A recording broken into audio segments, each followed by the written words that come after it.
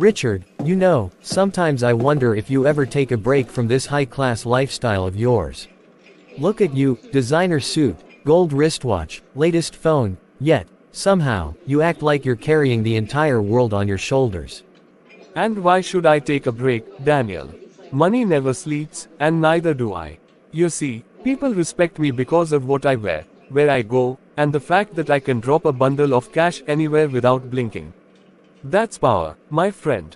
That's life. Power. Or pride dressed up as power. Richard, let me be honest with you, money is a wonderful tool, but in your hands, it has become a weapon. You use it to belittle people, to prove they're beneath you. Tell me, do you actually feel respected, or just feared? Respect, fear, admiration, it's all the same to me. At the end of the day, people bow when I enter a room. And if they don't, well, my money makes them bow. That's the beauty of being rich. You wouldn't understand, you are too simple. That simplicity, you mock, is what keeps me human, Richard. People bow to you because of your money, not because of your character. And when the money fades, which it can, in the blink of an eye, what will be left? Who will still stand beside you then? Daniel, listen to yourself. You talk like one of those motivational speakers who never made a dime in their life. Do you really think humility pays the bills? Do you think compassion builds mansions or buys sports cars? Wake up, my friend. The world worships money, and I happen to have it. You're right, humility doesn't buy cars, but arrogance doesn't buy peace either.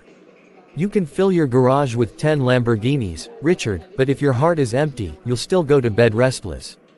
Look around you, have you noticed you laugh less these days? That your smile feels forced. You have everything except joy. Joy. Don't make me laugh. My bank balance is my joy. Do you know what happiness tastes like? It tastes like ordering a $5,000 bottle of champagne just to pour it down the sink, while people clap for you. That's the life I live. And one day, Richard, the same people clapping will laugh at you when life humbles you. Because life has a way of balancing arrogance with reality. And when that day comes, I pray you'll remember this conversation. Daniel, you sound like my grandmother. Always preaching humility. But tell me, what has humility given you? You live in a small apartment, you ride an old car, and you wear the same pair of shoes for 2 years. Where has humility taken you in life? It has taken me somewhere your money hasn't, peace of mind. I may not wear gold, but I sleep soundly. I may not dine in 5-star hotels, but when I eat, I taste gratitude.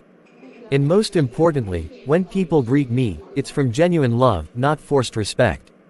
That's something money can never buy. You are unbelievable, Daniel. Always so righteous, so perfect in your own eyes. One day, maybe, life will prove you wrong. And maybe one day, life will prove me right. But until then, Richard, remember this, the higher pride lifts a man, the harder the fall when humility comes knocking. Well, look what we have here.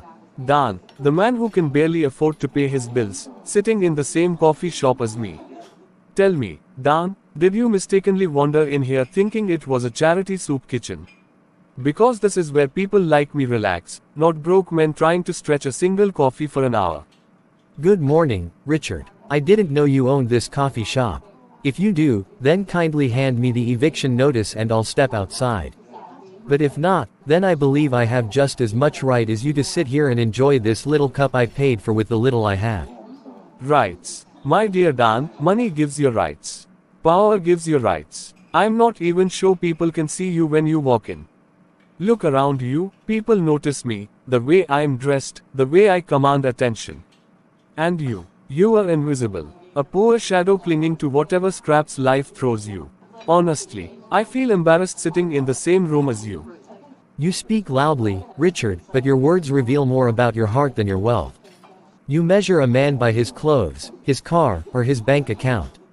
But let me remind you, pride is like a balloon filled with air. It looks big and impressive, but with the smallest pin, it bursts. And when it bursts, all that remains is emptiness. Don't you dare preach to me, Dan. You've been broke your whole life. You failed at business, you failed at relationships, and now you sit here sipping the cheapest drink on the menu like it's a royal banquet. Me, I own cars, houses, and businesses that you can only dream of. Don't tell me about balloons bursting when I live in a palace that you can't even afford to step into. Richard, I may not have your wealth, but I sleep with peace. I walk with kindness, and I know that the respect people give me is genuine, not forced by fear of my money. You think you're untouchable, but life has a way of humbling even the mightiest. Today, you mock me. Tomorrow, you might find yourself wishing you had the compassion of the very people you despise. Enough of your fairy tales. Waiter, can you please show this man the door? Tell him I don't dine with peasants. If he wants to drink coffee, he should go outside and beg for coins. This is a place for men of class, not walking reminders of failure like him. I will leave, Richard, not because you told me to, but because peace is more valuable than pride. But hear me well, the world is round. Today, you look down on me. Tomorrow, circumstances might turn, and you may find yourself in my shoes. And when that day comes, you will remember this conversation. Pride will not pay your debts, and arrogance will not comfort you when you fall. Calvin, my brother, last night was absolutely legendary. I swear, the way those girls were dancing when I ordered 10 bottles of champagne at once, I could still see the shock on their faces. The DJ even stopped the music for a second just to announce, "Big boy Richard has shut the club down tonight." Can you imagine? That's the kind of life that gives me goosebumps. Richard, my guy, I nearly fell off my seat when you poured 2 bottles of Hennessy into that girl's handbag just because she said she liked the smell of it. Who does that? Only you, Richard, only you. And the funniest part? She still smiled like it was the best gift of her life. Money really makes nonsense look like romance. Exactly. That's what I keep saying. With money, even stupidity looks stylish. Do you remember that group of guys who were struggling to split the bill for one small table of beer? I was watching them while spraying cash on the dancers like it was confetti at a wedding. Ha ha ha. I almost pitied them, but pity is for poor people. Rich men like us, we live to show off. Ha ha ha. My brother, I can't lie. The way you were throwing money like paper airplanes yesterday, even the security guards were catching it in the air like basketball players. At one point, I think the club manager nearly fainted. I overheard him whisper to the bartender, "Please, whatever you do, make sure Richard never leaves this club, ever." They need your kind of madness to keep their business alive. Of course, my presence alone is an economy, Calvin. When I step into a place, the atmosphere changes. Women suddenly forget their boyfriends, the waiters forget their salaries, and the DJ forgets his playlist. Money commands respect. Honestly, I sometimes wonder what life feels like for those who don't have it. It must be boring, tasteless, and absolutely miserable. Imagine waking up and thinking about bills. My only bill is which luxury car I should drive out each morning. You're preaching facts, Richard. That Lamborghini you pulled up in last night? Bro, people literally left their drinks and went outside just to take pictures with it. And don't even get me started on how you casually told the valet to keep the change and dropped a bundle of cash that was bigger than his monthly salary. The poor boy almost fainted. Calvin, I don't just spend money, I spend it to humiliate poverty. You see, poor people exist so we can remind them that life is unfair, and the only fairness is in the size of your bank account. Yesterday was just another reminder that we are not in the same league with these people. We are kings, they are peasants. And kings must enjoy their kingdom. Richard, one day, this your arrogance will land you in trouble, I swear. But for now, my brother, let's enjoy it. Tonight again, we're shutting down another club. I already told the manager to line up 100 bottles. This city must know, Richard and Calvin are not here to joke. Ha ha ha, exactly. If last night was crazy, tonight will be madness. Let the poor keep sleeping early, we will keep turning the nights into festivals. After all, life is sweeter when money flows like water. Richard, close the door and sit down. We need to talk, and please, for once, take off those ridiculous sunglasses. This is not a fashion show. Boss, relax. Life's too short to be so serious all the time. Sunglasses are my trademark, you know. Anyway, what's up? Did I just land another big deal? I mean, with me on the team, success is guaranteed. Success. Richard, do you even realize the mess you've created in this company over the last 3 months? Success is the last word I would use right now. Mess. Oh, come on, boss, you are overreacting. Yes, I might have slightly overspent on a few client dinners, a couple of business parties at the club, and maybe some high-end champagne here and there. But hey, it's all in the name of networking. You've got to spend money to make money, right? Networking. Richard, you spend company funds, our clients' investment money, on private DJs, VIP lounges, and showering money on girls in nightclubs. Do you think this is a joke? Do you think this company is your personal wallet? Well, technically, the clients were there too. And they loved it. You should have seen the smiles on their faces when the champagne started popping. They'll never forget me, or the company, for that kind of luxury treatment. I call it building relationships. No, Richard, what you built is a reputation for arrogance, irresponsibility, and complete lack of respect for the hard work this company has done for years. Do you know how many complaints I've received about your behavior? Clients are saying you're rude, dismissive, and completely unprofessional. Clients complain all the time, boss. It's part of business. You've got to know how to filter the noise from what really matters. Besides, they'll still come back, money talks, and I've got the magic touch with money. Not anymore, Richard. Look at this report. We've lost 2 major accounts because of your arrogance. One client said you told him, and I quote, "If you can't afford my lifestyle, maybe you don't deserve our services." Do you even hear yourself? Oh, that guy. He was being cheap. I was just teaching him a little lesson in class and prestige. He'll get over it. People always come back to me eventually. Enough. Richard, I've put up with your nonsense for too long. You think money makes you untouchable. You think arrogance makes you powerful. But let me remind you, this company existed before you, and it will exist after you. And starting today, it will exist without you. Wait. Hold on, boss. Are you saying what I think you are saying? You can't fire me. I'm Richard, the face of luxury, the reason people even notice this company. You need me. No, Richard, what I need is integrity, humility, and respect for clients. What I need is someone who can build this company's reputation, not destroy it with reckless spending and childish arrogance. Consider this your last day here. You are officially terminated. Security will escort you out. Boss, come on. You can't be serious. After everything I've done, after all the parties, the deals, the fun I brought into this place. You can't just throw me out like some useless intern. Richard, that's exactly the problem. You think the company is about fun and parties. You forgot that real success is built on respect, hard work, and service to others. Until you learn humility, every door you walk into will eventually throw you back out. Good luck, you'll need it.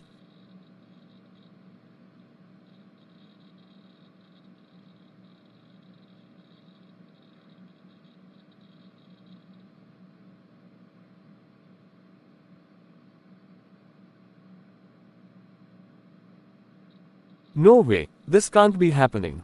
Me, fired, just like that. Maybe money isn't enough after all. Calvin, my brother, my guy. I know I don't usually come here looking this way, but things have taken a sudden turn. I lost my job, they fired me. And now I'm stranded. You know me, I've always had your back, spraying money, footing the bills, covering nights out, even when you didn't ask. Right now, I need a place to lean on. Just until I find my footing. I thought you of all people would understand.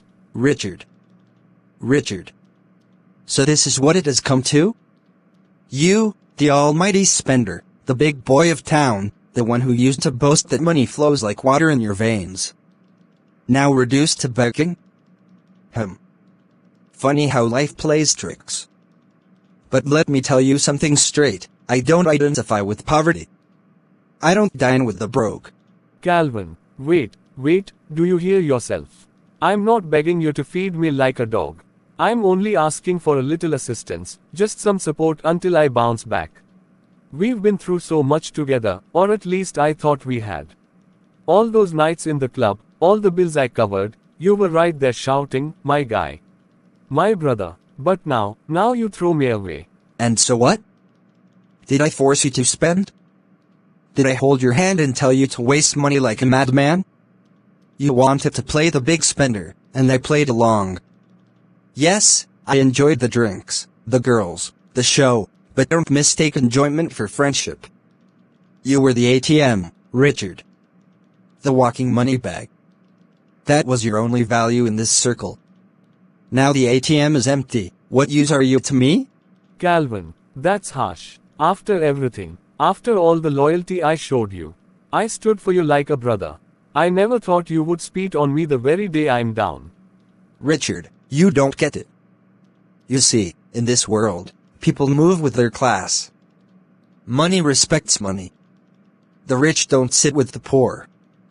So don't drag me into your downfall. Go and find your new circle, the ones who can't afford bread and sake water.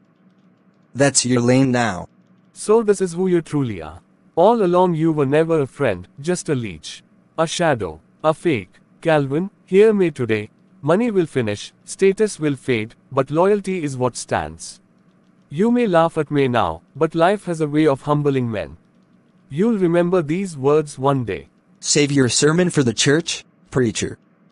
Right now, you're broke, and broke people don't get my time. The door is right there, use it. And don't ever come back here looking for me. I wasted my loyalty on a wolf in sheep's clothing. But life isn't done yet. Life will teach you too, Calvin, life will teach you. Richard. My superstar tenant who used to throw money like confetti in a wedding hall. Now look at you. Your fridge is crying, your curtains are falling, and even your shoes look like they're begging for retirement. Mr. Benson, please, lower your voice. It's not like I planned for things to turn out this way. I just need a little more time. You know how life can be unpredictable. Unpredictable, my boy. When you were raining dollars like rainfall in the desert, life was very predictable. Every night, boom boom, party, champagne, and girls laughing like parrots. You predicted enjoyment very well that time. But now, when it's time to pay simple rent, suddenly life has become unpredictable. Mr. Benson, don't be harsh. Things have really changed. I lost my job, my so-called friends deserted me, and honestly, I am still adjusting. I'll get back up, I promise. Adjusting? You better adjust quickly before the street becomes your new bedroom. Do you remember last year when I came to remind you about this same rent? You told me, and I quote, Mr. Benson, my wallet is deeper than the Atlantic Ocean. How dare you disturb me about chicken change rent? Mr. Benson, I was foolish then. I thought the money would never end. Please forgive me. Forgive you? My rent is not a sin to forgive, it's a bill to pay. And let me remind you, you used to walk past me with your nose in the air like I was carrying bad odor. Now see, you are smelling poverty perfume yourself. Please, Mr. Benson, just give me 1 month grace. I'll find something, anything. I don't want to sleep on the street. Grace. Grace is in church on Sunday, my boy. Here is Monday, and Monday is for money. If you can't pay, then you pack out. Simple mathematics. Even my calculator knows the answer. So you want to throw me out just like that, after all the years I stayed here? My friend, you stayed here, yes, but did you not also terrorize my compound with noise from your endless parties? Did you not once tell your drunk friends to spray champagne on my Toyota? That car still smells like grape juice till today. You see, life is round. Today, you sit on top, tomorrow it throws you under. I understand. Life has humbled me, Mr. Benson. Good, at least you're learning. Maybe when you find your feet again, you'll treat people better. But as for now, pack your load, Richard. The next tenant is already waiting, and unlike you, he knows that rent is not for bragging, it's for paying.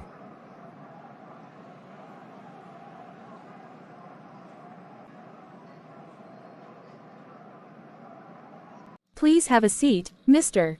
Richard. The CEO will see you shortly. CEO, I hope this one isn't like the last interview. I can't afford to keep getting rejected, just one job. What? Wait, Daniel. No, this can't be real. Good afternoon, Richard. Welcome to my company. Please, I'd like you to join me in my office. Why, your company? But last time I saw you, you were broke, begging for coffee money. What kind of sorcery is this? Not sorcery, Richard. Hard work, humility, patience. While you were busy mocking people and throwing money at dancers I was building. You mocked me in that coffee shop, remember? Well, the poor man you mocked is now the man interviewing you for a job. Come on, Daniel, that was just a joke, old friend. You know me. Yes, I know you, Richard. I know the man who told me to leave the coffee shop because poor men shouldn't dine with the rich. I know the man who wasted his job, disrespected client and treated loyalty like trash. I know you very well. Daniel, please give me a chance. I've lost everything. My so-called friends left me, my landlord threw me out. I have nowhere else to go. Richard, life is a teacher. You thought money made you a king, but life humbled you. Now you understand what it feels like to be mocked, abandoned, and treated like dirt. Tell me, how does it feel? It feels empty, cold, painful. I never thought I'd fall this low. Humility, Richard. That's the key. Monday can buy drinks, girls and fake friends, but it cannot buy character, respect, or loyalty. You had everything, and lost it because you had no humility. Please, Daniel, I'm begging you, give me one more chance. Let me prove I can change. I believe in second chances, but not in handing them to people who still think they're owned one. Go, Richard. Work on yourself. Learn humility. When you've truly changed, the world will open its doors to you again. But today, you're not ready.